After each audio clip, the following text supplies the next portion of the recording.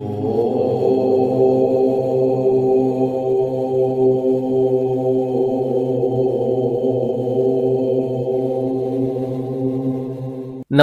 ಪ್ರೀತಿಯ ವೀಕ್ಷಕರೇ, ಜ್ಞಾನ ಬಿಂದುವಿಗೆ ಸ್ವಾಗತ.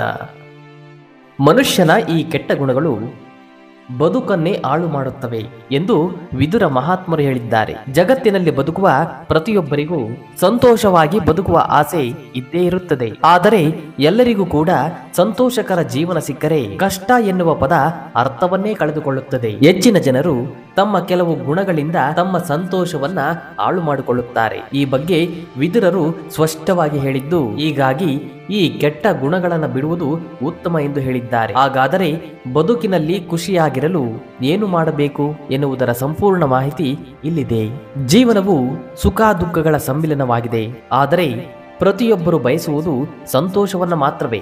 ಯಾರ ಬದುಕಿನಲ್ಲಿ ಖುಷಿ ನೆಮ್ಮದಿ ಇರುತ್ತದೆಯೋ ಆ ವ್ಯಕ್ತಿ ತನ್ನ ಬದುಕಿನಲ್ಲಿ ಅರ್ಧ ಯಶಸ್ಸು ಕಂಡಂತೆ. ಹೀಗಾಗಿ ಪ್ರತಿಯೊಬ್ಬ ವ್ಯಕ್ತಿಯು ಕುಟುಂಬ ಸದಸ್ಯರ ನಗು ಮತ್ತು ಸಂತೋಷ ಕಾಪಾಡಿಕೊಳ್ಳುವುದು ಅವಶ್ಯಕ. ಮನುಷ್ಯನ ಈ ಕೆಲವು ಕೆಟ್ಟ ಗುಣಗಳು ಸಂತೋಷವನ್ನೇ ಹಾಳು ಮಾಡುತ್ತವೆ ಎಂದು ವಿದುರರು ಹೇಳಿದ್ದಾರೆ. ಈ 5 ಕೆಟ್ಟ ಗುಣಗಳನ್ನು ಬಿಟ್ಟಾಗ ಮಾತ್ರ ಸಂತೋಷದ ಜೀವನವು ನಿಮ್ಮದಾಗುತ್ತದೆ. ಮೊದಲನೆಯದಾಗಿ ದುರಾಸೆ. ಜೀವನದಲ್ಲಿ ಎಲ್ಲವೂ ಬೇಕು, ಆದರೆ ಅತಿಯಾದರೆ ಅಮೃತ ಕೂಡ ವಿಷವಾಗುತ್ತದೆ. ಅದೇ ರೀತಿ ಆಸೆ ಇರಬೇಕು, ದುರಾಸೆ ಇರಬಾರದು ಎಂದು ವಿದುರರು ತಮ್ಮ ನೀತಿಯಲ್ಲಿ ಉಲ್ಲೇಖ ಮಾಡಿದ್ದಾರೆ. ಸ್ವಾರ್ಥ ಹಾಗೂ ದುರಾಸೆ ಇರುವ ವ್ಯಕ್ತಿಯು ಜೀವನದಲ್ಲಿ ನೆಮ್ಮದಿಯಾಗಿರಲು ಸಾಧ್ಯವಿಲ್ಲ. ಇತರರ ಏಳಿಗೆಯನ್ನು ಸಹಿಸಲು ಸಾಧ್ಯವಾಗುವುದಿಲ್ಲ. ತನ್ನ ಸುತ್ತಮುತ್ತಲಿನ ವ್ಯಕ್ತಿಗಳ ಬಳಿ ಏನೆಲ್ಲ ಇದೆ ಅದೆಲ್ಲವೂ ನನಗೆ ಬೇಕು ಎನ್ನುವ ಅತಿ ಆಸೆಯಿಂದ ತಮ್ಮ ಹೆಚ್ಚಿನ ಸಮಯವನ್ನ ಇತರರ ಬಗ್ಗೆ ಯೋಚಿಸುವುದರಲ್ಲೇ ಸಮಯ ಕಳೆಯುತ್ತಾರೆ. ಇತರರ ಬಗ್ಗೆ ಯೋಚಿಸುವುದರಲ್ಲಿ ಸಮಯವನ್ನ ಕಳೆಯುತ್ತಾರೆ. ಯಾವಾಗ ನಮ್ಮ ಬದುಕಿನ ಬಗ್ಗೆ ಯೋಚಿಸುವುದನ್ನ ಬಿಟ್ಟು ಬೇರೆಯವರ ಬಗ್ಗೆ ಚಿಂತೆ ಮಾಡುತ್ತಾರೋ ಅಲ್ಲಿಂದಲೇ ಜೀವನದಲ್ಲಿನ ಖುಷಿ ದೂರವಾಗುತ್ತದೆ. ಈ ಗುಣವನ್ನು ಬಿಡುವುದು ಉತ್ತಮ ಎಂದು ಹೇಳಿದ್ದಾರೆ ವಿದುರ ಮಹಾತ್ಮರು. ಎರಡನೆಯದಾಗಿ ಸ್ವಾರ್ಥ.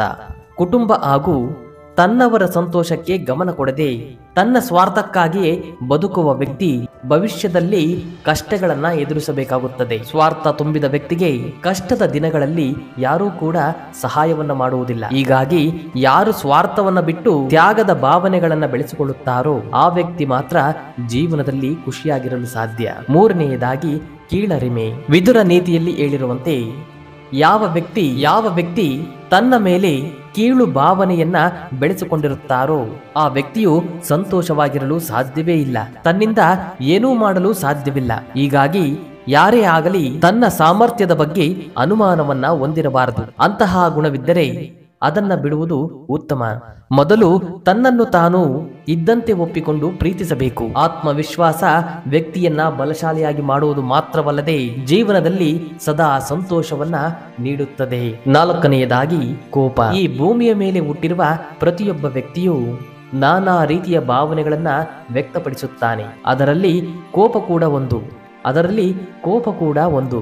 ಆದರೆ ವಿದುರ ಹೇಳುವಂತೆ ವ್ಯಕ್ತಿಯ ದೊಡ್ಡ ಶತ್ರುವೆಂದರೆ ಅದುವೇ ಕೋಪವಂತೆ. ಸದಾ ಕೋಪ ಮಾಡಿಕೊಳ್ಳುವ ವ್ಯಕ್ತಿಗೆ ಸರಿ ತಪ್ಪುಗಳ ನಡುವಿನ ವ್ಯತ್ಯಾಸವನ್ನು ಗುರುತಿಸುವಷ್ಟು ವ್ಯವಧಾನವಿರುವುದಿಲ್ಲ. ಸಿಟ್ಟಿನಲ್ಲಿದ್ದಾಗ ತಪ್ಪು ನಿರ್ಧಾರಗಳನ್ನ ತೆಗೆದುಕೊಳ್ಳುವ ಸಂಭವವೇ ಹೆಚ್ಚಾಗಿರುತ್ತದೆ. ಇದೇ ಎಷ್ಟೋ ಬಾರಿ ಸಂತೋಷವನ್ನ ಕಿತ್ತುಕೊಳ್ಳುತ್ತದೆ. ಹೀಗಾಗಿ ಕೋಪವನ್ನ ಹತೋಟಿಯಲ್ಲಿಡುವುದನ್ನ ನೀವು ಕಲಿತುಕೊಳ್ಳಬೇಕು. ಐದನೆಯದಾಗಿ ಅಹಂಕಾರ. ಮನುಷ್ಯನ ಜೀವನವನ್ನೇ ಹಾಳು ಮಾಡುವುದೇ ಈ ಅಹಂ ಎನ್ನುವ 2 ಅಕ್ಷರ. ಯಾವ ವ್ಯಕ್ತಿಯು ನಾನು, ನನ್ನದು ಹಾಗೂ ನನ್ನಿಂದಲೇ ಎಲ್ಲ ಎಂದುಕೊಳ್ಳುತ್ತಾನೋ ಆತ ಜೀವನದಲ್ಲಿ ಖುಷಿಯಾಗಿರಲು ಸಾಧ್ಯವೇ ಇಲ್ಲ. ಅಹಂಕಾರವನ್ನ ಹೊಂದಿರುವ ವ್ಯಕ್ತಿಯ ಬುದ್ಧಿಯು ಮಂಕಾಗಿರುತ್ತದೆ. ಆತನಿಗೆ ಸರಿ ತಪ್ಪುಗಳ ತಿಳುವಳಿಕೆಯೇ ಇರುವುದಿಲ್ಲ. ಹೀಗಾಗಿ ವಿದುರರು ಈ ಅಹಂ ಎನ್ನುವ ಭಾವವನ್ನ ತ್ಯಜಿಸಿದರೆ ಮಾತ್ರ ಜೀವನದಲ್ಲಿ ಎಲ್ಲವೂ ನಿಮಗೆ ಸಿಗುತ್ತದೆ ಎಂದು ತಮ್ಮ ನೀತಿಯಲ್ಲಿ ಉಲ್ಲೇಖ ಮಾಡಿದ್ದಾರೆ.